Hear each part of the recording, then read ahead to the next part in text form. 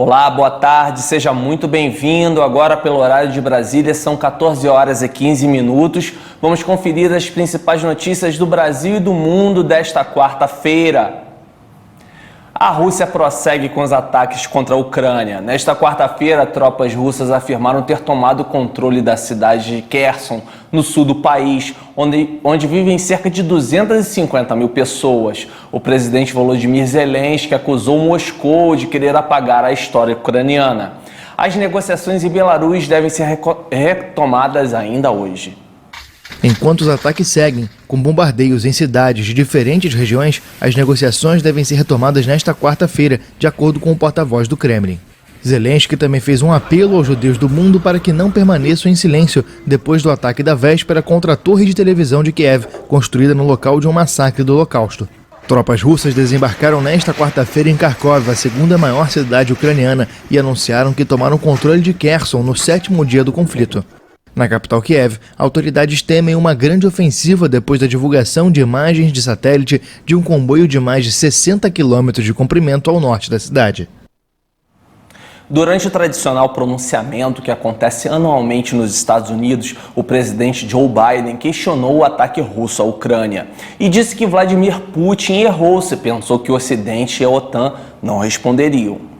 O presidente dos Estados Unidos, Joe Biden, foi ao Congresso americano para o tradicional discurso de Estado da União. O democrata começou falando sobre o conflito na Ucrânia. Biden disse que a determinação do presidente da Ucrânia, Volodymyr Zelensky, inspira o mundo. O democrata chamou o presidente russo, Vladimir Putin, de ditador russo. O ataque de Putin à Ucrânia foi premeditado e não provocado. Ele rejeitou esforços repetidos de diplomacia. Ele pensou que o Ocidente e a OTAN não responderiam. Ele pensou que poderia nos dividir em casa, nesta Câmara e nesta nação. Ele pensou que poderia nos dividir na Europa também. Mas Putin estava errado. Estamos prontos, estamos unidos, e foi o que fizemos. Permanecemos unidos. Biden afirmou ainda que Putin está isolado. O presidente também anunciou o fechamento do espaço aéreo americano para aviões russos.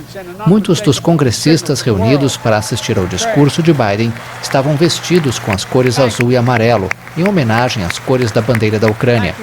A primeira-dama Joe Biden convidou a embaixadora ucraniana nos Estados Unidos, Oksana Markarova, para assistir ao discurso. O presidente também falou sobre seus projetos, economia e emprego. Biden disse que domar a inflação americana é sua prioridade. Biden também anunciou o fechamento do espaço aéreo do país para a Rússia. Segundo o presidente, as forças dos Estados Unidos não estão indo à Europa para lutar na guerra da Ucrânia, mas sim para defender aliados da OTAN, caso o presidente russo decida avançar para o oeste. A invasão da Ucrânia vem impactando a economia mundial, com altas nos preços do petróleo, gás e alumínio. A Rússia vem aumentando as medidas para tentar se proteger das inúmeras sanções impostas pela comunidade internacional. A Rússia se preparou para as sanções que seriam impostas por invadir a Ucrânia, mas mesmo assim as medidas adotadas pela comunidade internacional vêm impactando a economia no país e em todo o mundo. A Bolsa de Moscou permaneceu fechada nesta quarta-feira, acumulando 3 sessões seguidas de suspensão. O Banco da Rússia decidiu não retomar as operações na Bolsa de Moscou, com exceção das operações de compra de rublos. No começo da manhã, no horário de Brasília, a moeda russa era negociada a 109 rublos por dólar e a 119 rublos por euro. O porta-voz do Kremlin, Dmitry Peskov, admitiu que a economia russa sofreu um duro golpe e destacou planos em curso. A crise na Ucrânia também continua afetando as principais bolsas mundiais que ainda não conseguiram se recuperar. As bolsas de Paris, Frankfurt e Madrid abriram em queda. Já a de Londres avançava 0,25% no começo da manhã. Na Ásia, as bolsas de Tóquio, Hong Kong e Xangai fecharam em queda. O petróleo, por sua vez, segue em disparada. Os preços dos barris de WTI e Brent se situavam acima dos $110 nesta quarta-feira. O preço do alumínio alcançou também nesta quarta $3,552 por tonelada no mercado de metais de Londres, um recorde histórico. A Rússia é o terceiro produtor mundial deste metal leve. O preço do gás natural na Europa também alcançou nesta quarta-feira o recorde histórico de 194,715 euros por megawatt-hora. A disparada se deve ao temor dos investidores de uma ruptura do fornecimento de energia russa com a guerra na Ucrânia. Mais de 1.100 pessoas estão desabrigadas na cidade de Petrópolis após as fortes chuvas. E a prefeitura disponibilizou um terreno para a construção de casas aos atingidos pelas chuvas. O temporal provocou pelo menos 231 mortes e 5 pessoas seguem desaparecidas. Passados 15 dias da tragédia provocada pelas fortes chuvas em Petrópolis, na região serrana do Rio de Janeiro, a Prefeitura realizou um mapeamento de todos os desabrigados. Segundo o levantamento, o município soma 1.117 pessoas fora de suas casas. Esses moradores foram localizados em 34 espaços, sendo que 955 deles estavam em escolas municipais e estaduais e 162 em organizações não governamentais. Segundo a Prefeitura de Petrópolis, os desabrigados recebem alimentação, itens de higiene, além de atendimento de saúde, psicologia e assistência social. Todas as famílias devem ter acesso ao aluguel social de R$1.000. O prefeito Rubens Bontempo anunciou a disponibilização de um terreno de 14 mil metros quadrados ao governo do estado para a construção de 300 moradias destinadas aos atingidos pelas chuvas. A Defesa Civil recebeu mais de 3.600 chamados desde as chuvas do dia 15 de fevereiro.